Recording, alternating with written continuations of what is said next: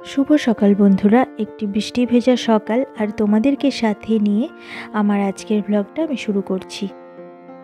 রাতের থেকেই বৃষ্টি হচ্ছে, দেখো এখনও বৃষ্টি কমেনি। আমার মনে হয় প্রায় দুপুর পর্যন্ত থাকবে, কারণ প্রতিদিনই এরকম হচ্ছে, রাতে বৃষ্টি নামছে বা ভোরের দিকে বৃষ্টি নামছে, 11টা সাড়ে 11টা নাগাদ বৃষ্টিটা কমে যাচ্ছে, আবার হালকা রোদও উঠছে, এরকম হচ্ছে কয়েকদিন থেকে।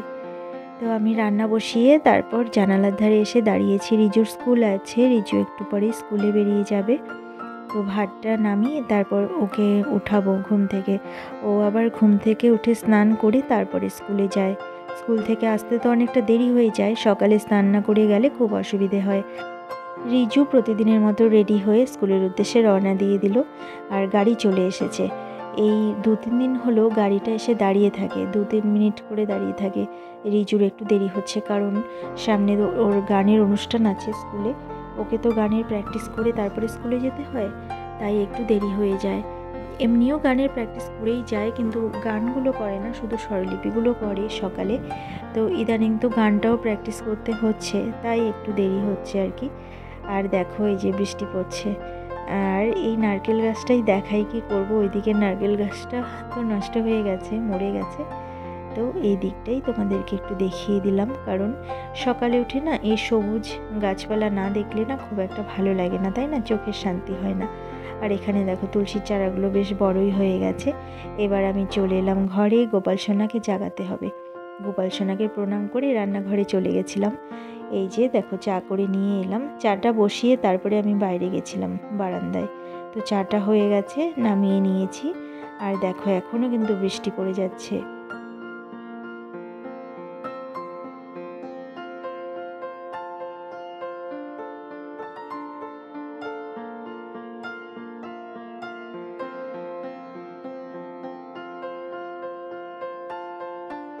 চায়ের কাপটা হাতে নিয়ে নিলাম, এবার চাটা খেয়ে তারপরে আমি চলে যাব ঠাকুর ঘরে।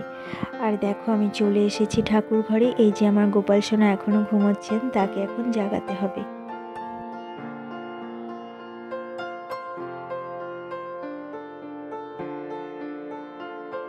গোপাল সোনাকে ঘুম থেকে জাগানো হয়ে গেছে। এবার গোপাল সোনার হাত মুখ চোখ ভালো করে সব মুছিয়ে দেব, মুছিয়ে দিয়ে তারপরে আমি গোপাল সোনাকে সেবা দেব।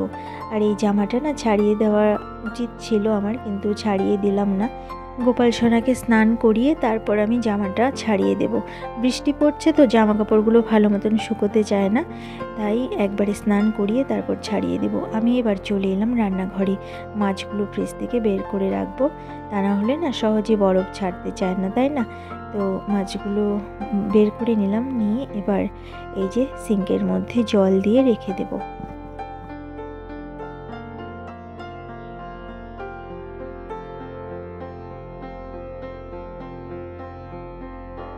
এইদিকে দেখো আমি ভাত বসিয়ে দিয়েছি এক পাশে, আর এক পাশে বসিয়ে দিয়েছি দুধ। দুধটা গরম করা হয়ে গেলে এইদিকে দেখি ডাল করে নেব, তা না হলে অন্য কিছু রান্না বসিয়ে দেব। ততক্ষণে আমি সবজিগুলো কেটে নিই। আর এই যে ভাত আমার হয়ে গেছে, আর ওইদিকে গরম করে নিয়েছি দুধ, সেটাও নামিয়ে নেব। আর প্রথমেই আমি কেটে নিয়েছি কুন্দরি, আমরা এগুলোকে কুন্দরি বলি। এগুলো না বেশি আনা হয় না আমাদের বাড়িতে, গত বছর একদিন এনেছিল, আর এই বছর আজকেই প্রথম এনেছে, মানে কাল এনেছে, আমি আজকে রান্না করছি।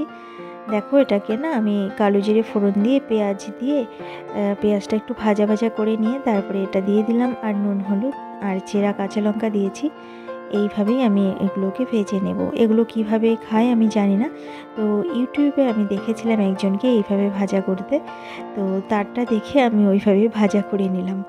আর এই যে এখানে কচু শাক বসিয়ে দিলাম, এটা সেদ্ধ করার জন্য কচুর ডাঁটিগুলো বসিয়ে দিলাম। এইগুলো দিদি কেটে দিয়ে গেছিলো কাল দুপুরে, আমি রেখে দিয়েছিলাম, আজকে এটা রান্না করব। আর দেখো বৃষ্টি কিন্তু কমে গেছে, কিন্তু আকাশটা ভীষণ মেঘ হয়ে আছে, মেঘ করে কালো হয়ে আছে। দেখো আবার মনে হয় বৃষ্টি নামবে, রোদ তো উঠবেই না দেখেই মনে হচ্ছে।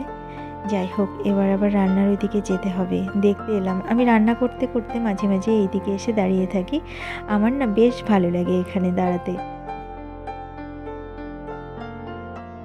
আবার চলে এসেছি রান্নাঘরে, কচুটা সেদ্ধ হয়ে গেছে, সেটা জল ঝরানোর জন্য নামিয়ে রেখেছি। আর কড়াইতে দেখো মাছের মাথাগুলো ভেজে নিয়ে তারপর সেই তেলের মধ্যেই আমি তেজপাতা, শুকনো লঙ্কা আর একটু কালো জিরে দিয়ে দিয়েছি। এবার কচুটা দিয়ে দিলাম।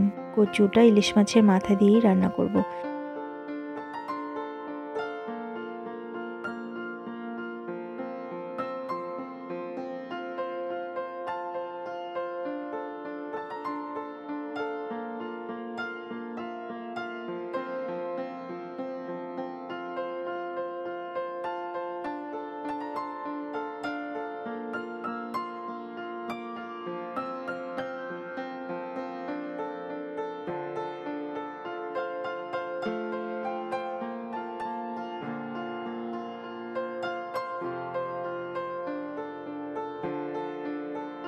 কচু শাকটা নামিয়ে রেখে সেই কড়াইতে আমি এই মৌরলা মাছটা ভেজে নেব ভালো করে। আর এখানে দেখো বেগুন আর আলু আমি কেটে রেখেছি ঝিরিঝিরি করে। এই মৌরলা মাছ দিয়ে বেগুন, আলু আর পেঁয়াজ দিয়ে চচ্চড়ি করব। তো মাছ ভাজা নামিয়ে নিয়েছি। এবার কড়াইতে তেল দিয়ে আবার পেঁয়াজ দিয়ে দিয়েছি, কালো জিরে ফোড়ন দিয়ে। এবার আমি বেগুন আর আলুটা দিয়ে দিলাম। আর এবার এটাতে নুন, হলুদ, জিরা, কাঁচা লঙ্কা যা যা দেওয়ার সবই আমি দিয়ে দেব। আর সব কিছু দিয়ে রান্নাটা প্রায় আমার কমপ্লিট হয়ে গেছে, কিন্তু বেগুনগুলো না একদম গলে গেছে। জানি না কেন, ঢেকে দেইনি কিন্তু কম আঁচে করেছি রান্নাটা, এই জন্য হয়তো গলে গেছে। যাই হোক, রান্নাটা আমার প্রায় হয়ে এসেছে। আমি এটা নামানোর আগে অবশ্যই ধনেপাতা দেব, কারণ এই চচ্চড়িটা না ধনেপাতা দিয়ে রান্না করলে স্বাদটা একটু বেড়ে যায়।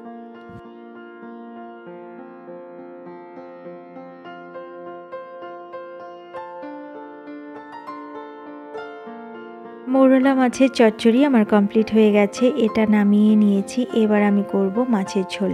আর এখানে দেখো পুঁটি মাছ আছে, চায়না পুঁটি বলি আমরা যেটাকে, সেটা। আর আছে শিং মাছ রিজুর জন্য। প্রথমে ভেবেছিলাম যে দুটো মাছের ঝোল আলাদা করেই করব, তো শিং মাছ বেশি নেই, 4 পিস আছে বলে আমি এটার সাথে মিশিয়ে রান্না করে নেব, আলাদা করে আর এখন করব না। বৃষ্টি বৃষ্টি ওয়েদার হলে কি হবে, তবুও না গরম লাগে, আর রান্নাঘরে গরমটা একটু বেশি লাগে, তাই আর আমি আলাদা করে দুটো মাছ রান্না করব না, তাহলে সময়টা বেশি লাগবে আর বেশিক্ষণ আমাকে রান্নাঘরে থাকতে হবে, তাই না। রান্নাটা কমপ্লিট করে নিয়ে তোমাদের সঙ্গে দেখা করছি আবার কিছুক্ষণ পর। আমার রান্না কমপ্লিট হয়ে গেছে। আমি স্নান করে চলে এসেছি ঠাকুর ঘরে। আর আমার গোপাল সোনা দেখো বসে আছেন, তাকে এখন স্নান করাতে হবে। আর সব ঠাকুরদেরকেই স্নান করাতে হবে, তাদেরকে সেবাও দিতে হবে। বন্ধুরা, ঠাকুর পুজো দেওয়া আমার কমপ্লিট হয়ে গেছে। তোমরা একটু আমার গোপাল সোনাকে ভালো করে দর্শন করে নাও।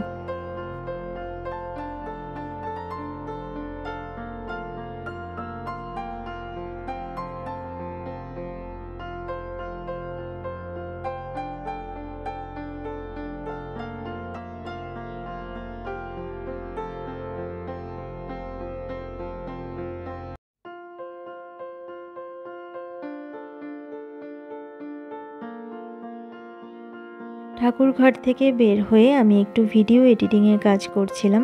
এর মধ্যেই দেখি রিজু স্কুল থেকে চলে এসেছে। ও এসেই দেখি এই ঘরে শুয়ে পড়েছে বিছানায়। আসলে না ক্লান্ত হয়ে গেছে খুব।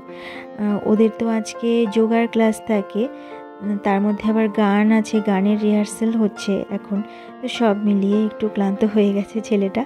এসেই দেখো লম্বা হয়ে শুয়ে পড়েছে বিছানায় আর ওর বাবার সঙ্গে গল্প করছে।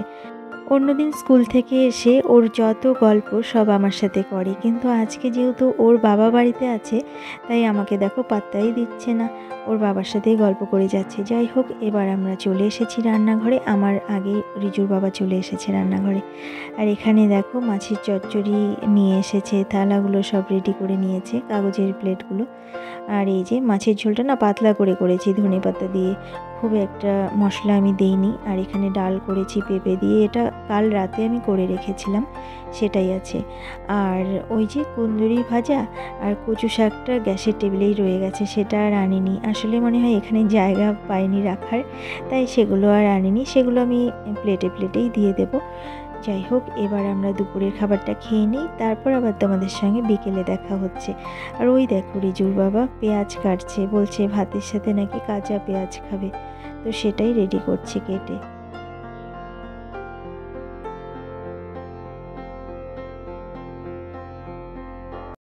শুভ বিকেল বন্ধুরা। দুপুরের পরে আমরা একটু বিশ্রাম করছিলাম আর রিজু এখানে বসে ড্রয়িং করছিল।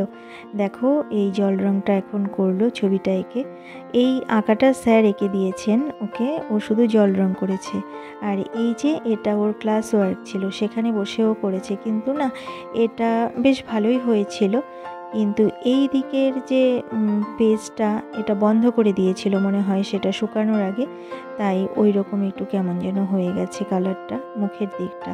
যাই হোক, যাই এঁকেছে ভালোই এঁকেছে। এবার চলে এসেছে রান্নাঘরে, ওর পিছনে পিছনে আমিও চলে এলাম। এখন কিন্তু সন্ধে হয়ে গেছে, ওর ছবি আঁকা কমপ্লিট হয়ে গেছে, পড়াও মোটামুটি হয়ে গেছে, একটু পরেও টিউশন পড়তে যাবে। আর দেখো ওর হঠাৎ করে মনে হয়েছে লস্যি খাবে, তো ওর বাবা লস্যি বানায়নি, বলেছে আজকে তুমি বানাও। আর যা যা মশলা এটার মধ্যে দিতে হয় আজকে কিন্তু আমি কিছুই দেখিয়ে দেইনি, ও নিজেই সব নিয়ে নিয়েছে পরিমাণ মতো। শুধু আমি নুনটা একটু দেখিয়ে দিয়েছি যে কতটুকু দিতে হবে, কারণ নুনটা বেশি হয়ে গেলে সেটা আর খাওয়া যাবে না, তাই না? আর অন্য মশলাগুলো কিন্তু একটু বেশি পড়ে গেলেও ক্ষতি নেই। বন্ধুরা, আজকের ব্লগটা আমি এখানেই শেষ করছি। আবার অন্য কোনো দিন অন্য কোনো নতুন ব্লগ নিয়ে তোমাদের সামনে হাজির হয়ে যাব। ততক্ষণের জন্য তোমরা ভালো থেকো, সুস্থ থেকো আর হাসি খুশি থেকো। আমার এই ব্লগটা যদি তোমাদের ভালো লেগে থাকে তাহলে একটা লাইক করে দিও। আজকের মতো এখানেই আসছি, ভালো থেকো তোমরা সবাই।